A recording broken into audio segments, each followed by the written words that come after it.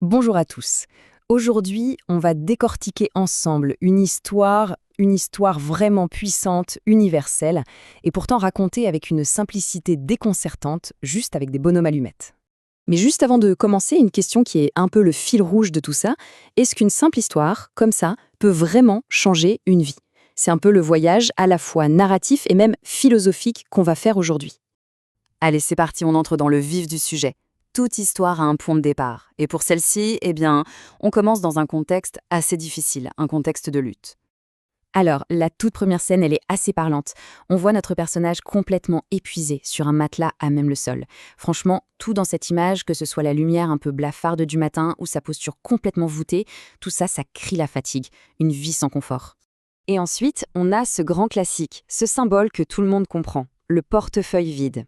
Et ce qui est fort, c'est que ça va au-delà du simple manque d'argent. Ça représente vraiment le manque de possibilités, le fait d'être coincé. La petite touche d'humour, c'est cette mouche qui s'en échappe, comme pour dire qu'il n'y a vraiment, vraiment rien. Et comme si ça ne suffisait pas, au problème matériel vient s'ajouter le regard des autres. On le voit se faire pointer du doigt, les gens se moquent, c'est tout le poids de la pression sociale, de l'isolement qui vient s'ajouter à sa charge émotionnelle. C'est vraiment lourd. Voilà, cette image, elle résume tout. C'est le cœur du problème. Un travail répétitif, épuisant, qui ne mène absolument nulle part. On donne tout, l'effort est au maximum, mais au final, on fait du surplace. C'est la définition même de la stagnation. Le temps passe et rien n'évolue. Du coup, la grande question, c'est comment on sort de là? Comment on brise ce cycle? Eh bien, tout va commencer par une simple prise de conscience, une question qui va tout faire basculer. Est-ce qu'il y a une autre façon de faire? C'est ça, le moment clé. Ce moment d'introspection où on réalise que non, ça ne peut plus continuer comme ça. Et là, c'est l'illumination.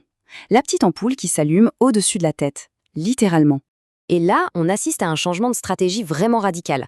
On passe du simple travail physique, où on échange du temps contre de l'argent, à quelque chose de différent, un travail intellectuel. L'idée, c'est d'investir son temps pour acquérir des connaissances. Alors, comment ça se met en place, concrètement? Eh bien, notre personnage se met à apprendre, activement. Il lit, il cherche des infos sur des écrans, il commence à faire des liens entre différentes idées. C'est là qu'il pose les fondations de son futur. Évidemment, tout ne se passe pas comme prévu. Ça serait trop simple. Sa première tentative, son premier projet, paf, ça s'écroule.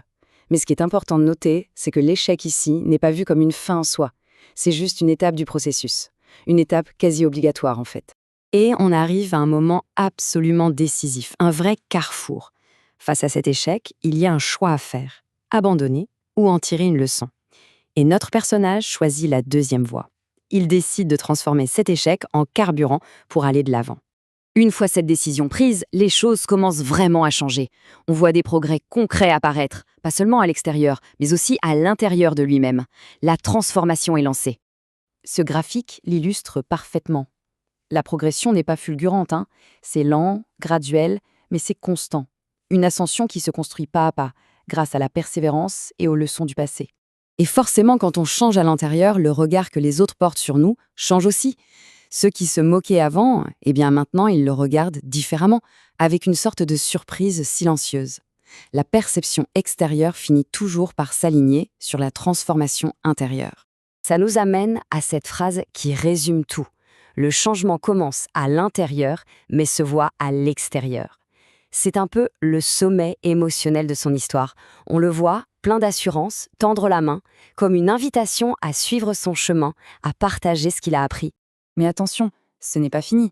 Juste au moment où on pense que l'histoire a livré son message, elle nous propose un retournement de situation, elle nous force à prendre du recul et à tout voir sous un nouvel angle. Et voilà le twist final. Un dézoom, et on découvre que toute cette histoire, les difficultés, les succès, tout ça n'est qu'un dessin sur une feuille. Et il y a une main qui tient le crayon. On passe soudainement à la perspective du créateur de l'histoire. Ce qui pose la question finale, une question qui n'est plus pour le personnage, mais pour nous. Finalement, qui tient le crayon? Qui dessine? Qui écrit sa propre histoire? La question reste ouverte.